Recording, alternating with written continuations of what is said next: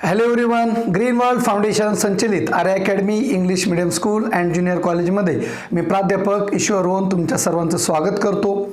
Last लेक्चरला आपण complex नंबरची exercise study करत होतो. त्याच्यामधले बरेच एक्झाम्पल आपण सॉल्व केले आणि बरेच एक्झाम्पल मी तुम्हाला होमवर्कसाठी दिलेले होते. त्याच्यामध्ये काही अडचणी काही मुलांनी पाठवल्या आहेत, काही अडचणी काही अजून पण अडचण असेल तर त्या मला तुम्ही काय करा पाठवून द्या किंवा होणाऱ्या झूम मीटिंगमध्ये ते विचारू शकता. तर त्याच्या पुढचा जो आपला पॉईंट आहे आता 11वी आणि आता आपलं सध्याला 11वी मध्ये आपलं जे रिडक्शन झालेलं आहे सिलेबसमध्ये त्याच्यामध्ये कॉम्प्लेक्स नंबरमधला आपण जो पुढचा पॉईंट बघतोय पुढचे दोन्ही पॉईंट त्याच्यामध्ये square root of complex number हा एक पॉईंट आहे आणि त्यानंतर क्वाड्रेटिक इक्वेशन जे कॉम्प्लेक्स फॉर्ममध्ये त्याचे कॉम्प्लेक्स रूट्स असतील तो पण पॉईंट आपला कट झालेला आहे. आता जो square root of complex number आहे तो पॉईंट आपल्यासाठी काय खूप महत्त्वाचा नाही आहे आणि भविष्यात ज्या वेळेस तो येईल आपल्याला त्यावेळेस आपण त्या ठिकाणी त्यापुरतं तो क्लिअर करू शकतो. फक्त जे कॉम्प्लेक्स रूट्स येतात तो कॉम्प्लेक्स रूट्स कशा पद्धतीने येतात तो पॉईंट जरी तुमचा कट झालेला आहे तरी पण तुम्हाला ते माहीत पाहिजे की एखाद्या क्वाड्रेटिक इक्वेशनचं म्हणजे वर्ग समीकरणाचे जर आपण रूट्स फाइंड केले तर ते कॉम्प्लेक्स फॉर्ममध्ये जर असेल तर ते कशा पद्धतीने येणार आहे तर ते आपण आजच्या लेक्चरला काय करणार आहे स्टडी करणार आहे.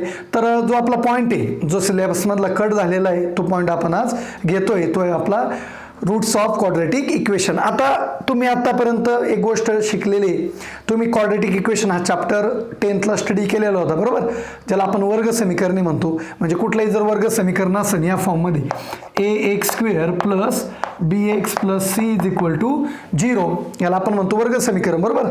आणि ते तुम्ही असं म्हटले होते हे जे a b आणि c हे a b c काय असणार आहे रिअल नंबर असणार आहे. हे पण तुम्ही तिथं त्या ठिकाणी बघितलं होतं आणि अजून एक कंडिशन होती की a काय नको इथं 0 नको.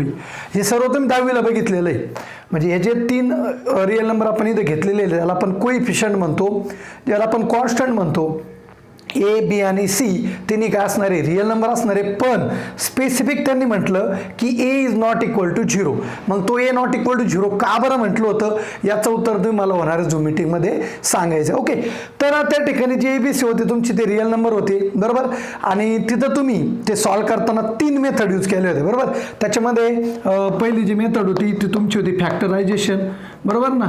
त्यानंतर जी सेकंड मेथड होती तुमची ती होती परफेक्ट स्क्वेअर आणि जी थर्ड मेथड होती तुमची ती थर्ड मेथड होती तिथं तुमची फॉर्म्युला मेथड म्हणजे सूत्र पद्धती आपण ज्याला म्हणतो. तर हे ज्या तिन्ही पद्धती होते ह्याच्यामध्ये तुम्ही काय करायचे ह्या एक्स साठी काय फाइंड करायचे सोल्युशन फाइंड करायचे बरोबर. मग आता एक साठी तुम्हाला जेवढी डिग्री असती तेवढे तुम्हाला काय भेटतात त्याचे सोल्युशन भेटतात. म्हणजे जर याचे समीकरण या समीकरणाची जर जी डिग्री ज्याला आपण घातांक म्हणतो त्याची पॉवर म्हणतो ती जर 2 असेल तर ह्या जे समीकरण या समीकरणाचे जे उत्तर भेटणार आहे जी उकल भेटणार आहे ज्याला आपण सोल्युशन म्हणतो ते किती असणार आहे 2 असणार आहे. मग ज्यावेळेस तुम्ही हे सॉल्व करत होते त्यासाठी तुम्ही या 3 मेथड यूज केल्या 10वीला असताना ज्याला आपण फॅक्टरायझेशन म्हणतो परफेक्ट स्क्वेअर म्हणतो आणि फॉर्म्युला मेथड. तर फॉर्म्युला मेथड ज्यावेळेस तुम्ही घेतली त्या फॉर्म्युला मेथड घेतल्यानंतर आपण एक कंडिशन बघितली होती ती ऑलरेडी आपण एकदा डिस्कस पण केली होती पण ती कंडिशन आपण बघूया. तर तुमचा फॉर्म्युला मेथडमध्ये असा फॉर्म्युला होता -b plus or minus root of b² minus 4ac divided by twice असा एक फॉर्म्युला तुम्ही बघितलेला आहे. ओके, तर हा जो फॉर्म्युला तुम्ही बघितला या फॉर्म्युल्यामध्ये तुम्ही जर बघितलं तर जी रूटमधली टर्म येतं b² मायनस 4ac याच्यावर तुम्ही 3 कंडिशन बघितल्या होत्या. ज्यावेळेस आपण कॉम्प्लेक्स नंबर स्टार्ट केला त्यावेळेस मी तुम्हाला त्याचा संदर्भ दिलेला होता, रेफरन्स दिलेला होता की तुम्ही कशा पद्धतीने बघितलं होतं. तर तुम्ही कसं बघितलं होतं मी पुन्हा एकदा रिपीट करतो आणि त्याची इथं तुम्ही काय यूज करणार आहे ते पण आपण आज बघणार आहे. तर तुम्ही असं म्हटलं होतं डेल्टा इज इक्वल टू असा फॉर्म्युला तुमचा b² मायनस 4ac ज्याला डिस्क्रिमिनंट आपण असं म्हटलं होतं. मराठी मीडियमची मुलं पण त्यांना सिम्बॉल पाहून तरी कळत असेल त्याला तुम्ही काय म्हटले असेल. ओके, तर हा जो डिस्क्रिमिनंट आहे तुमचा डेल्टा त्याची व्हॅल्यू काय होती b² मायनस 4ac आणि याच्यावरती तुम्ही 3 केसेस बघितले होते बरोबर.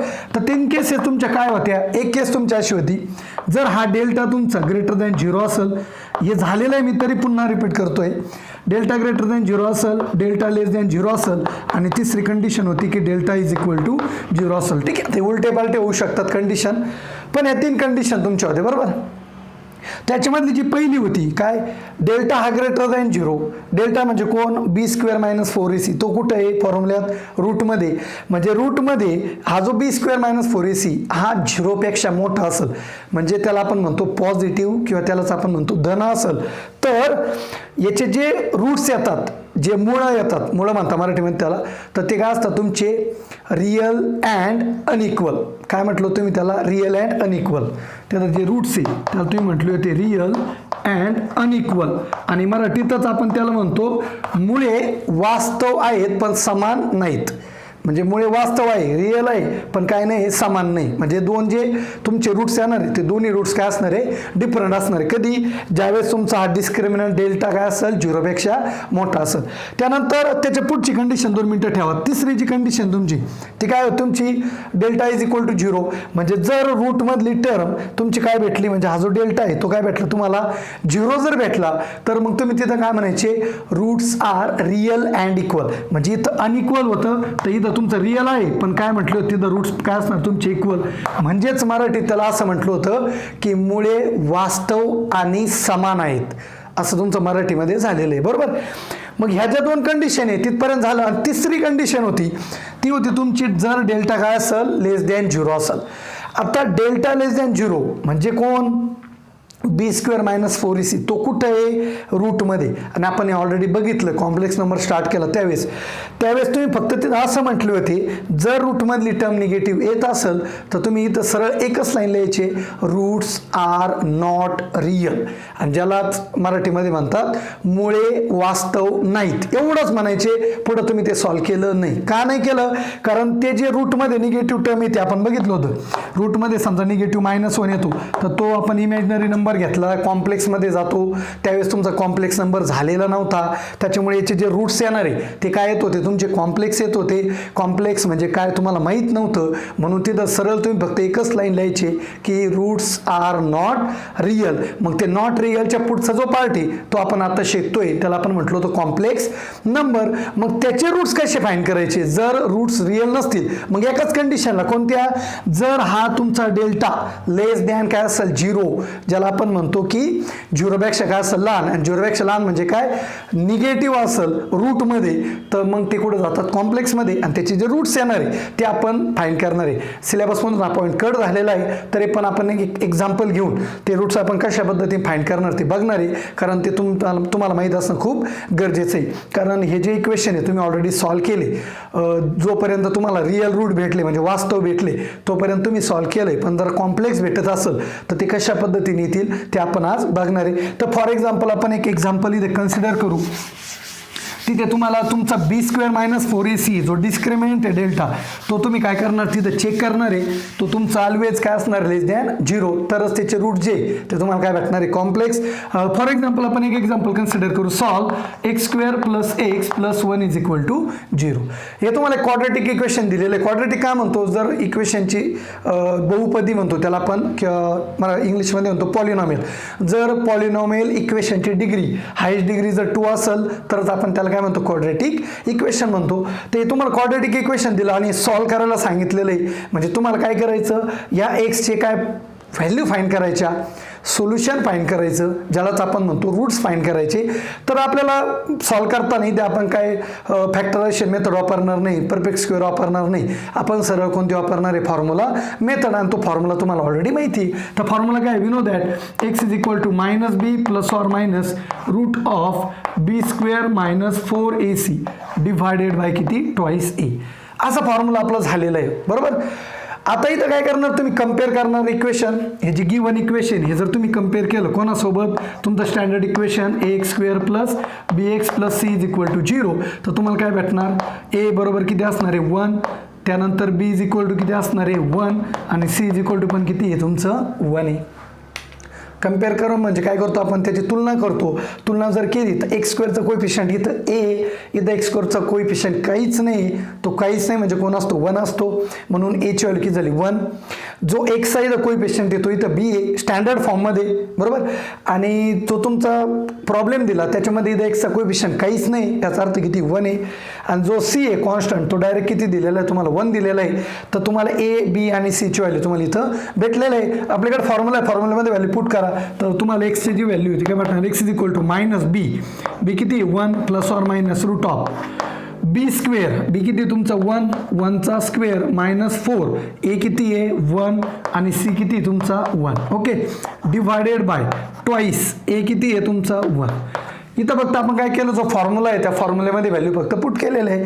तर आता सॉल्व करू आपण. तर येणार -1 plus or minus root of, लक्ष द्या व्यवस्थित, इथं 1चा स्क्वेअर 1 येणार आहे, मायनस 4 इंटू 1 इंटू 1 ते किती येणार आहे 4, डिव्हायडेड बाय 2 इंटू 1 किती येणार आहे 2, विच इज इक्वल टू, हा -1 तुमचा ॲज इट इज, इथं plus or minus as it is. आता इथं जो आहे रूटमध्ये 1 - 4 तुम्हाला माहिती आहे किती येणार आहे -3 येणार आहे, डिवायडेड बाय किती 2. आता 10वी पर्यंत ज्या वेळेस तुमचा हा डिस्क्रिमिनंट म्हणजे रूटमधली जी टर्म आहे म्हणजे कोण बी स्क्वेअर मायनस 4ac त्याच्यावर किती भेटली -3.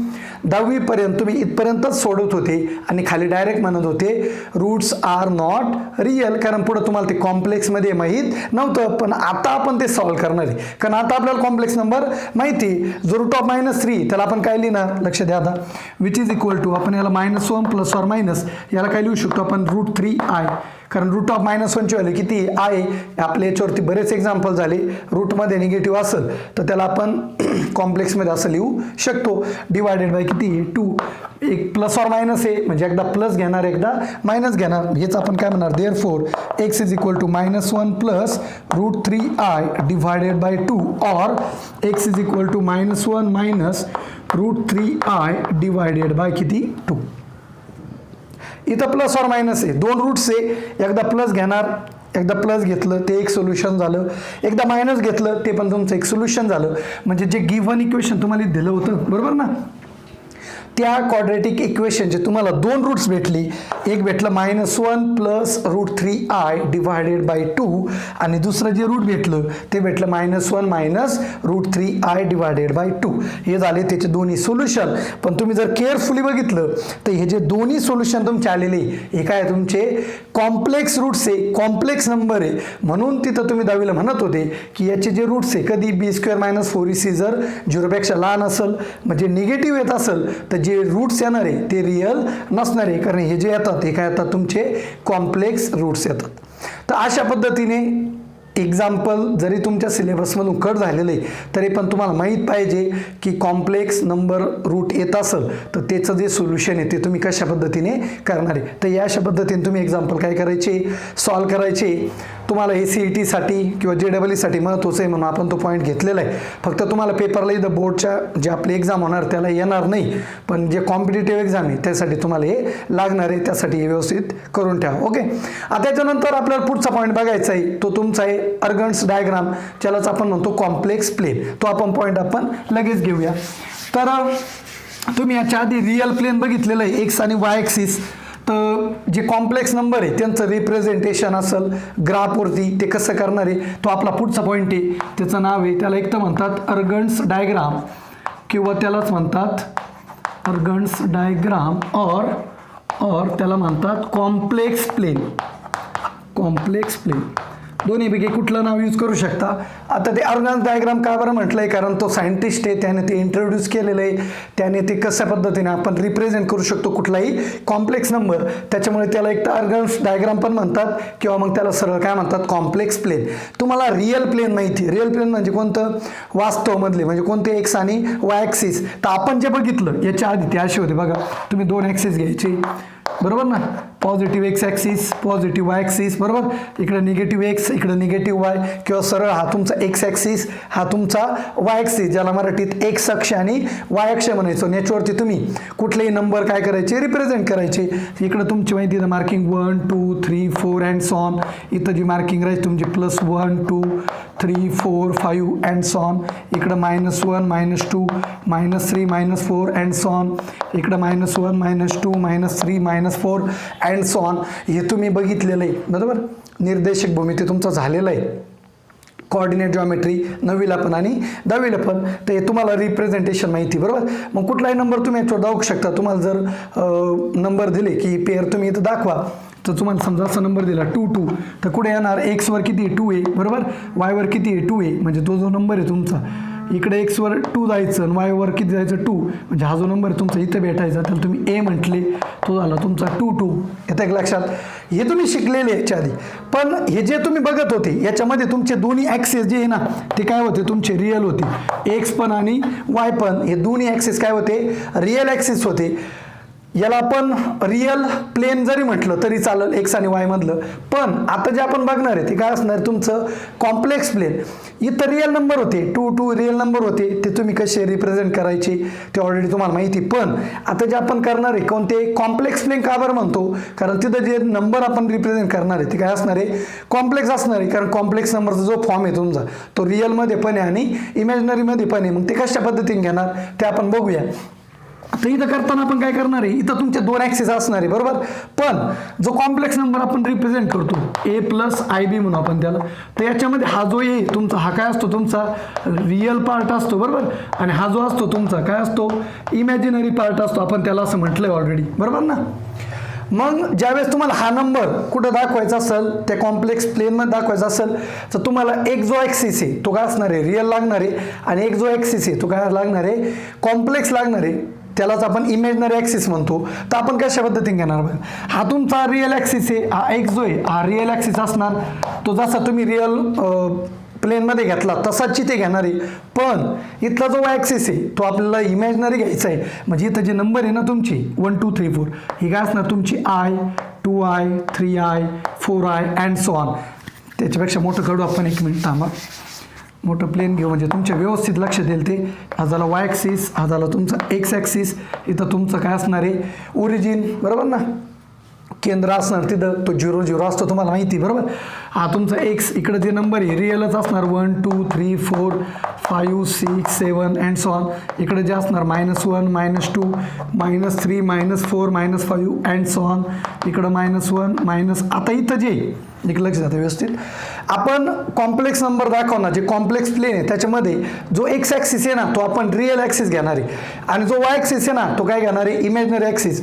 म्हणजे इथं जे मार्किंग असणार आहे ते तुमचे जे 1 असतात 1 2 3 4, तर इथं असणार आहे 1i किंवा नुसतं आय म्हटलं सिम्पली तरी चालेल, किंवा यालाच आपण 2i, त्यानंतर 3i, त्यानंतर 4i, त्यानंतर 5i अँड सो ऑन असे घेऊ शकतो. आणि इकडे जे घेणार ते काय असणार -i, -2i, त्यानंतर -3i, -4i, -5i and so on. म्हणजे लक्षात ठेवा व्यवस्थित, हा जो एक्स आहे हा एक्स जो आहे तुमचा हा काय असणार तुमचा रिअल ॲक्सिस कॉम्प्लेक्समध्ये, आणि जो वाय असणार आहे ना याला म्हणतात इमॅजिनरी ॲक्सिस. इमॅजिनरी ॲक्सिस हे तुम्हाला लक्षात ठेवावं लागणार आहे बरोबर. आता मग कुठला जर कॉम्प्लेक्स नंबर तुम्हाला दिला तर तो तुम्ही रिप्रेझेंट कसा करणार आहे, तर तुम्हाला माहिती तुमचा कॉम्प्लेक्स नंबर या फॉर्ममध्ये असतो ए प्लस आय बीच्या. याच्यामध्ये 2 पार्ट आहे बरोबर, एक रिअल आहे एक काय इमॅजिनरी पार्ट आहे. मग तुम्हाला जो रिअल पार्ट आहे तो कुठं दाखवणार, एक्स ॲक्सिसवर.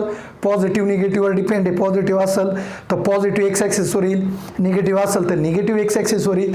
आणि जो इमॅजिनरी पार्ट आहे तो पण डिपेंड आहे, तो पॉझिटिव्ह असेल तर तो पॉझिटिव्ह वाय ॲक्सिसवर येईल, तो निगेटिव्ह असेल तर तो कुठे येईल, निगेटिव्ह वाय ॲक्सिसवर.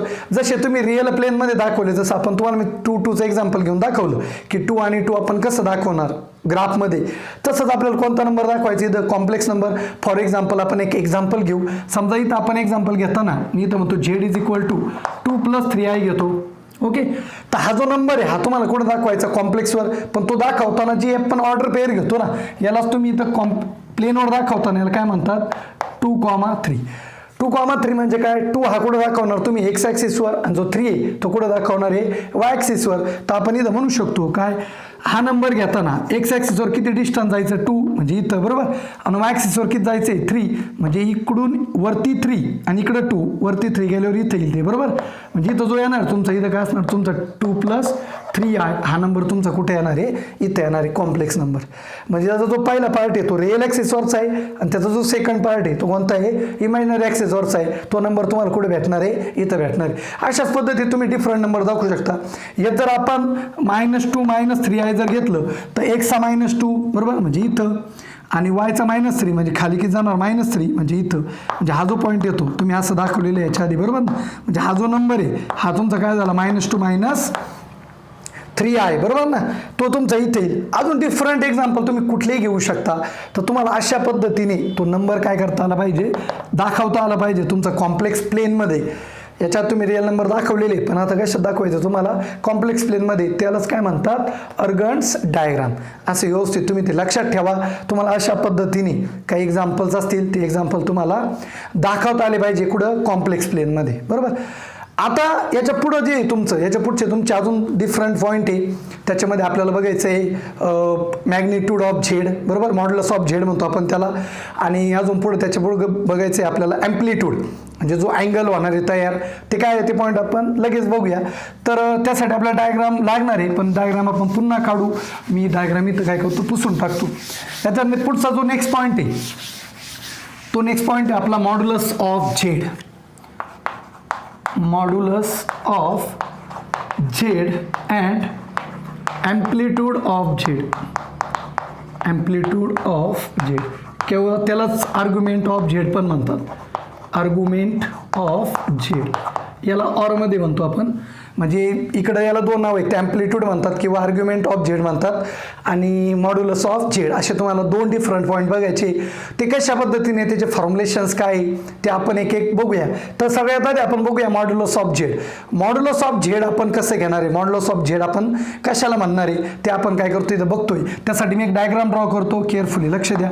इथं आपण घेतला वाय ॲक्सिस, इथं घेतला एक्स ॲक्सिस, आणि इथं एक कुठं तरी तो एक झेड घेतो मी, कॉम्प्लेक्स नंबर, तो मी घेतला Z is equal to a+ib. Okay. आता हा जो कॉम्प्लेक्स नंबर आहे तो मी दाखवला समथिंग, तो इथं कुठेतरी आला असं आपण म्हणू का, इथं हा तुमचा नंबर आहे झेड इज इक्वल टू काय, a+ib. ओके. तर हा जो नंबर आहे तुमचा, मी काय करणार आहे, इथून एक परपेंडिक्युलर टाकणार आहे कुठं, तुमच्या एक्स ॲक्सिसवर, कारण हा तुमचा एक्स ॲक्सिस आहे रिअल ॲक्सिस, हा तुमचा काय वाय ॲक्सिस, पण तो काय तुमचा imaginary axis.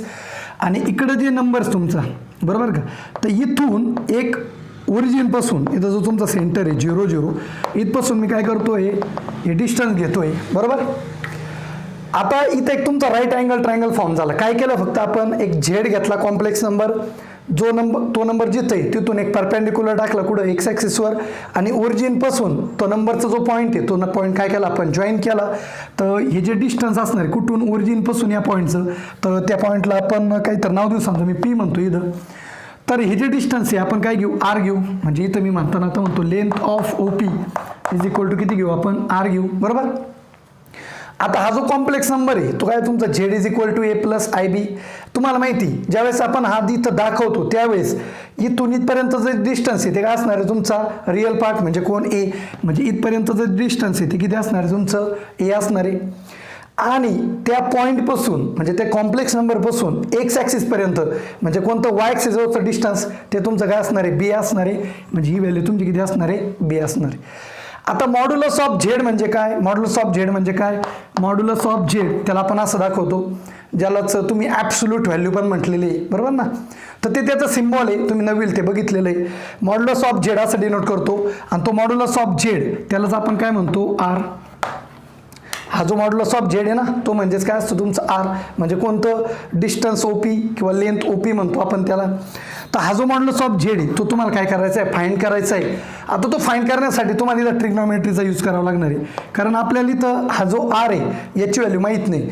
Modulus of Z म्हणजेच कोण आहे, तुमची आर आहे, बरोबर ना. तर हा जो आर आहे तो तुम्हाला फाइंड करायचा आहे. तुम्हाला ही साईड माहिती आहे, त्यानंतर ही पण साईड माहिती आहे, बरोबर. आणि इथं काहीतरी आपण अँगल म्हणू, इथं थीटा, बरोबर ना. तर आता जाऊ द्या, थीटा घेऊच नका, मग पुढच्या पॉईंटलाच घेऊ तो.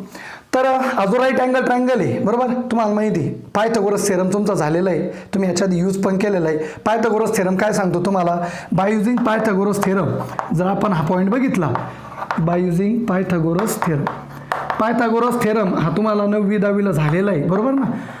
जर राईट अँगल ट्रायंगल असेल तर तिथं आपण काय यूज करतो, पायथागोरस थेरम. थेरम काय सांगतो आपल्याला, काय, हायपोटेनसचा स्क्वेअर म्हणजे कर्णवर्ग बरोबर कोण येतो, आर, आरचा स्क्वेअर बरोबर काय येणार, दोन्ही ज्या उरलेल्या साईड आहे त्या दोन्ही उरलेल्या साईडच्या त्यांच्या स्क्वेअरची काय करायची, ॲडिशन, म्हणजे कोण असणार, ए स्क्वेअर प्लस दुसऱ्या साईडचा स्क्वेअर. हा तुम्ही ऑलरेडी बघितलेला आहे. पायथागोरस थेरम सगळ्यांनाच माहिती आहे, सोपा पण आहे, तुम्ही याच्या आधी वापरलेला पण आहे, तोच आपण इथं यूज करतोय. आपल्याला फाइंड करायचं आहे आर, बरोबर. मी याचा स्क्वेअर रूट घेणार, जर स्क्वेअर रूट घेतलं तर आर इज इक्वल टू काय भेटणार, प्लस ऑर मायनस, आता याचं रूट निघत नाही, मग याला आपण काय घेणार स्क्वेअर रूटमध्ये ए स्क्वेअर प्लस बी स्क्वेअर. हा जो आर आहे त्याची व्हॅल्यू काय ना तुमची plus or minus root of A square plus B square, आणि हाच आर इज इक्वल टू आपण म्हणणार root of A square plus B square.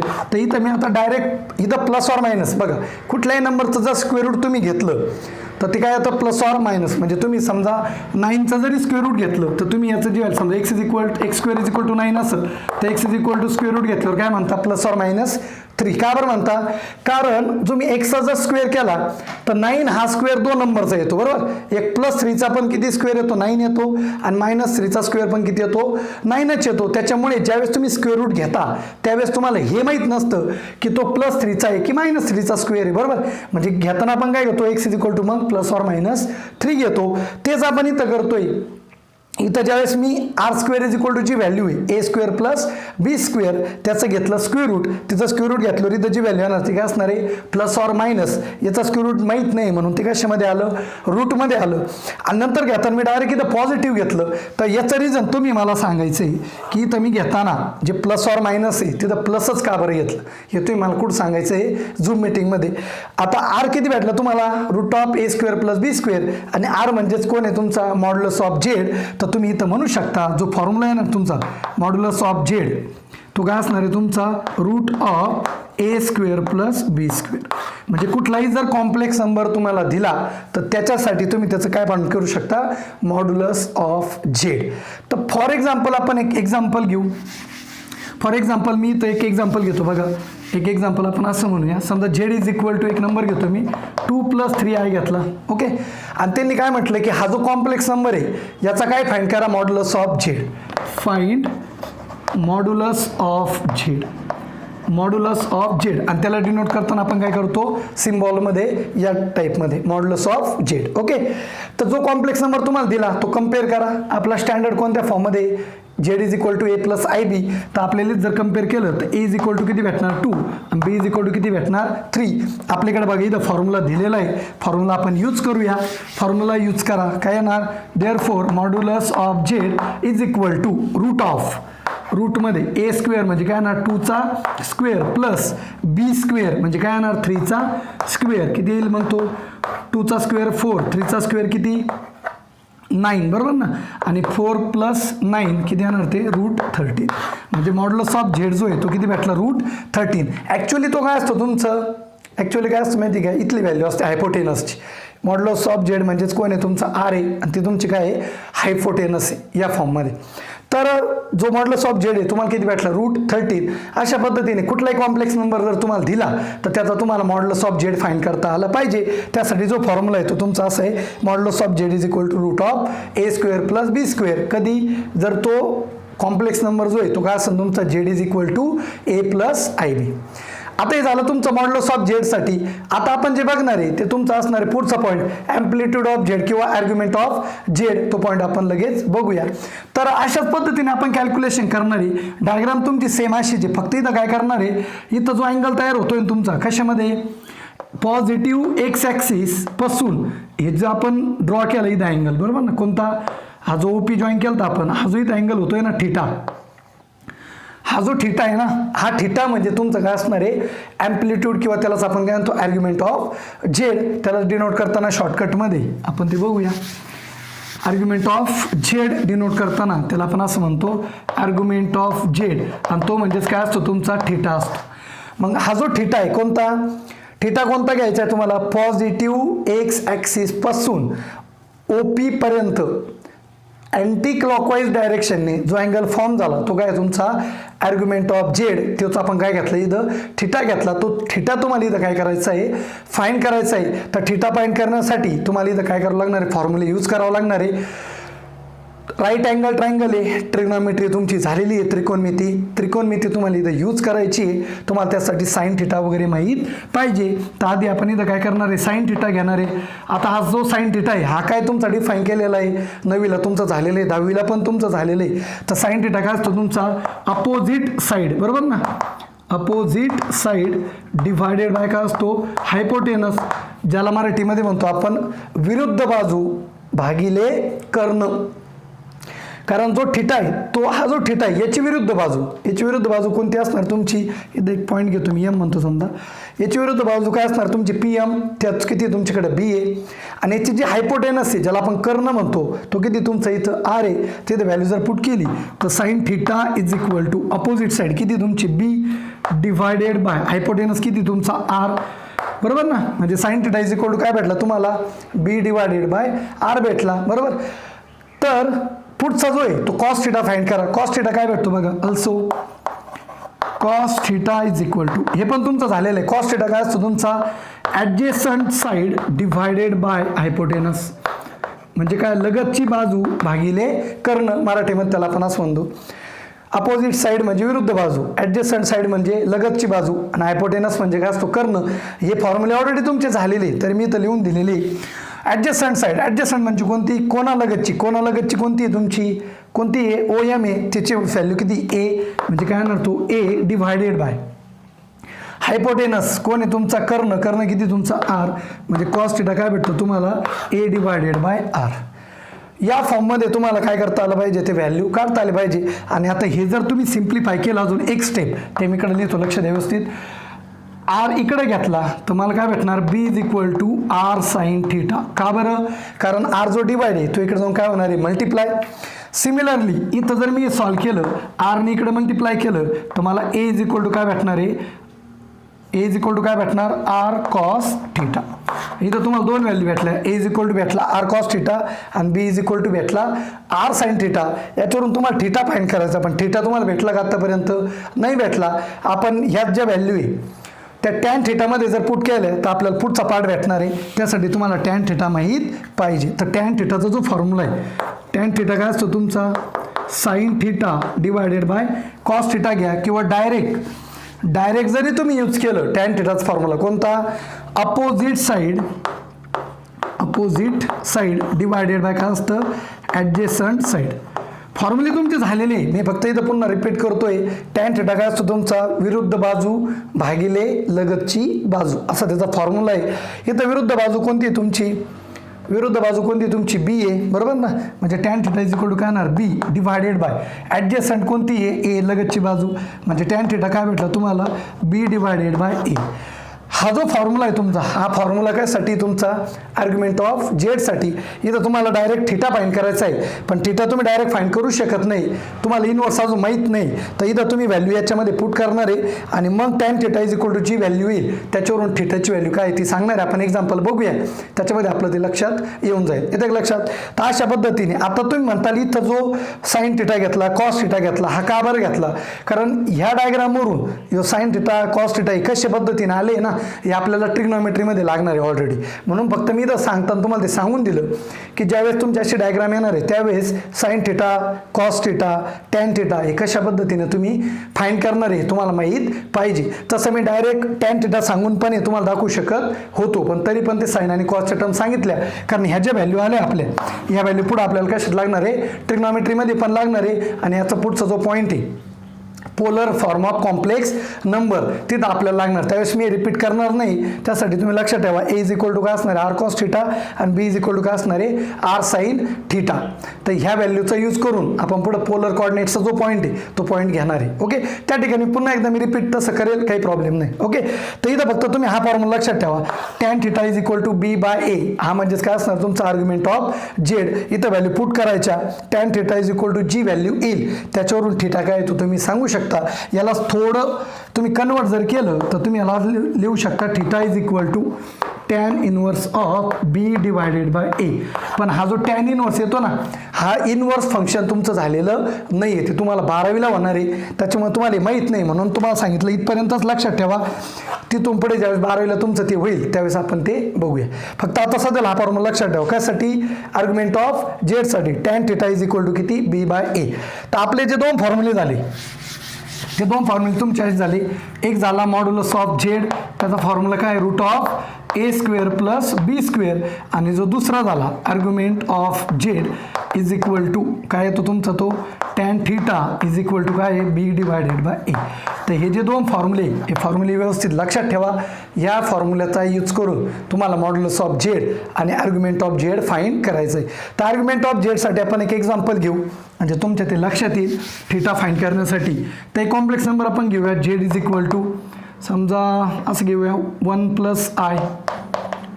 काय घेऊ तो कॉम्प्लेक्स नंबर समजा 1 प्लस आय असा एक कॉम्प्लेक्स नंबर दिला आणि त्यांनी त्याला सांगितलं फाइंड करायला. तर काय फाइंड करा मॉड्युलस ऑफ झेड आणि आर्ग्युमेंट ऑफ झेड असं दोन्ही तुम्हाला फाइंड करायला सांगितलं आणि कॉम्प्लेक्स नंबर दिला Z is equal to 1 plus I.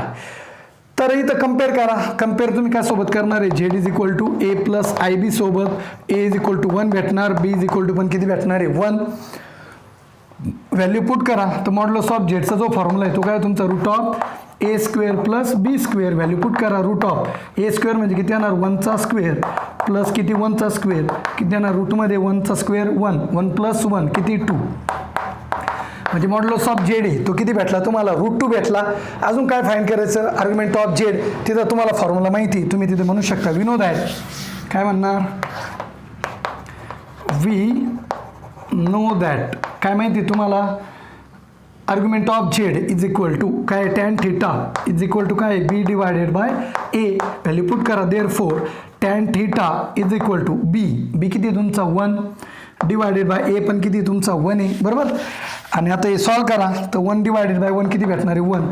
तर इथं तुम्हाला ॲक्च्युअली थीटा फाइंड करायचं आहे. हे तुम्हाला फक्त काय भेटलं tan theta is equal to भेटलं पण आर्ग्युमेंट ऑफ झेड म्हणजे कोण असतो तुमचा थीटा असतो. इथं तुम्हाला थीटा भेटला का नाही भेटला. तर तुम्हाला थीटा काय फाइंड करायचा की tan theta is equal to 1 आहे. मग अशा कोणत्या अँगलला कोणत्या कोणाला टॅन थीटाची व्हॅल्यू 1 येते. तर तुम्ही जो टेबल तुमचा झालेला आहे ट्रिग्नोमेट्रीच्या व्हॅल्यूचा 0 डिग्री 30 डिग्री 45 60 आणि 90 sine cos tan cot sec आणि कोसेक तिथं त्या टेबलमध्ये तुम्हाला त्या व्हॅल्यू माहिती आहे. तर 1 व्हॅल्यू कधी येते टॅनची कोणत्या डिग्रीला येते 45 डिग्रीला तुम्हाला टेबल माहिती आहे. तर तुम्हाला इथं थीटा जो आहे तर थीटा किती भेटणार किंवा तुम्ही इथं असं म्हणू शकता tan 45 degree is equal to किती 1 therefore theta is equal to किती येणार आहे 45 डिग्री. हे झालं तुमचं लास्ट आन्सर. म्हणजे थीटा किती भेटला 45 डिग्री आणि जो मॉड्युलस ऑफ झेड आहे तो किती भेटला तुम्हाला रूट 2 भेटला. तर अशा पद्धतीने जे एक्झाम्पल आहे बुकमध्ये दिलेले असतील एक्झरसाइजमधले असतील कारण याच्यामध्ये काय खूप सोडून देण्यासारखं काही नाही. सरळ सरळ नॉर्मल कॅल्क्युलेशन आहे आणि थीटा फाइंड करायचं पण तुमचं सिम्पल आहे. ते एक्झाम्पल तुम्ही सॉल्व करा. याच्या पुढचा जो पॉईंट आहे तो पॉईंट आपण बघूया. तत्पूर्वी याचे जे काही एक्झाम्पल असेल बुकमध्ये किंवा एक्झरसाइजमध्ये ते एक्झाम्पल तुम्ही सॉल्व करा. आपण काही एक्झाम्पल याच्यामधले बघूया 1-2 एक्झाम्पल जे थोडे अवघड असतील. तर ज्यावेळेस आपलं पुढे झूम मीटिंग होईल जर तुम्हाला ते एक्झाम्पल सॉल्व नाही झाले तर मग त्याच्यावरती आपण एक लेक्चर पुन्हा घेऊया त्याच्यामध्ये याच्यावरचे एक्झाम्पल शिकूया. ओके. तर जे काही झालं ते व्यवस्थित बघा. थेरॉटिकल पार्ट आहे एक्झाम्पल काही खूप झालेलं नाही फक्त जे पॉईंट आहे ते व्यवस्थित क्लिअर करा आणि होणार झूम मीटिंगमध्ये जर काही अडचण असेल तर मला सांगा. धन्यवाद. किती मिनटं झालं 38. ओके.